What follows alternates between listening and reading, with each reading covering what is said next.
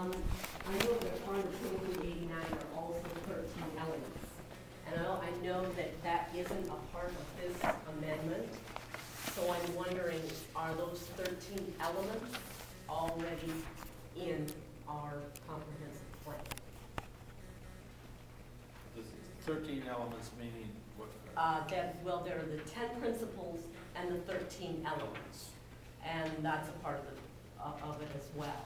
So they both have to be in the plan in order to file for grants or request grants. So I'm just wondering if they're already in there, and that's why they're not in this amendment. Mr. Huey? Yes, back in October when we had a joint meeting before the Planning Commission and the Board of Supervisors, I made a short presentation to both bodies at the same time. And basically what I said, and the Planning Commission has concurred with me, is that that is in fact the case. We have made the determination that it's basically the state legislature saying, gee, you should put together a comprehensive plan the way Scott County did. Because it's our feeling that we already have those 13 elements with both the plan that we adopted back in 1980 and the plan that we've just recently re-adopted in 2008. But the smart planning principles, because they're so specific, that's why we're going through the process to clearly address those and adopt those, even though many of them I feel are redundant or duplicative of things we already have in our plan. Thank you for that. My second question is about a council of government that is a part of this 2389 that will put together the mandatory regional plan. I'm wondering, who is our council of government? What is our That's by state regional commission. That's by state. And what is the area, what would, just roughly, what's the part of the state that are in with us? If there's 17 regions right now. Boy, I'm not sure. Five By state is Muscatine and Scott County, Henry, Rock Island, Mercy, and Whiteside. That's by state, but that wouldn't be included in the state legislation. It would only be Iowa counties. It's 5 Iowa counties. So it's Scott, Muscatine, Clinton, and I'm not sure who the other 2 are. It might be Jackson, it might be Cedar. Okay. Okay. Thank you. That answers questions. I guess I would like to find out which ones they are eventually. I guess my points are, under this legislation, regional plans are mandatory. And it's stated that the local plans will be consistent with regional plans. Well, at what point then is our local plan not our plan? If we have to be consistent with the region plan, aren't we losing some of our authority? This legislation puts in place a task force, and their role is to develop the recommendations to implement this legislation. And I've read those recommendations that were in their November 15th letter to the governor and the General Assembly. And I'm concerned about these things surrounding the regional plan. These regional plans are going to require resources to carry out those planning efforts and also sustainable funding. They stated in here that the methods to do this are perhaps giving the Council of Government a levy authority.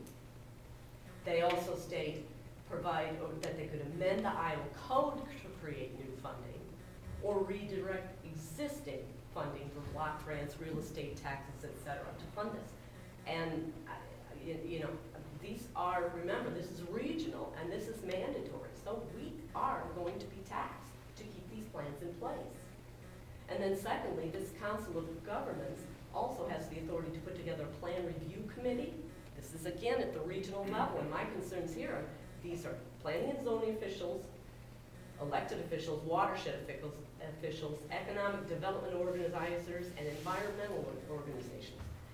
And they will be, they're reviewing our plan. This is at the regional level. That doesn't give me a good feeling. Then there's the state level.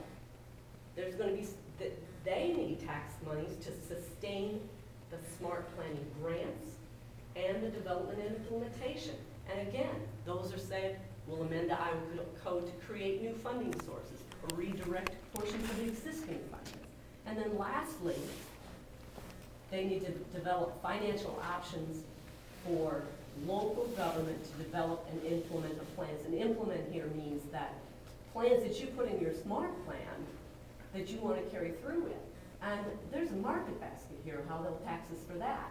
allow local governments the authority to levy for special property tax for smart plans, redirect existing levies, expand use of franchise fee revenues, adds X amount of cents to capital improvement funds to fund it, consider various new taxes and fees, and allow something they call a reverse referendum to fund it. And I don't know if you can just Google that one, that's a monster.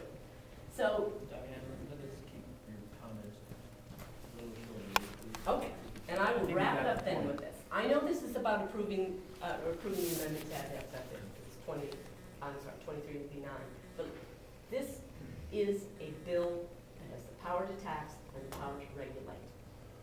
And it's been stated that you're putting this language in there so that we can get grants. Well, any state dollars. But connecting state dollars to having a smart plan of their liking is a de facto mandate. And I urge you to protect our property rights. Thank you. At the meeting Tuesday, I think I asked Mr. Huey, this might not have been the one, we had several. Is this the one I asked? Is it just a guide? Is this the one?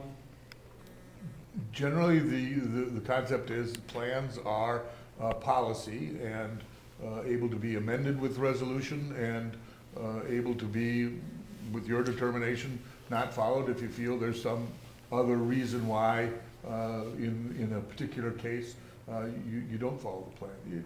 It puts an onus on you if you're not following the plan while you're not.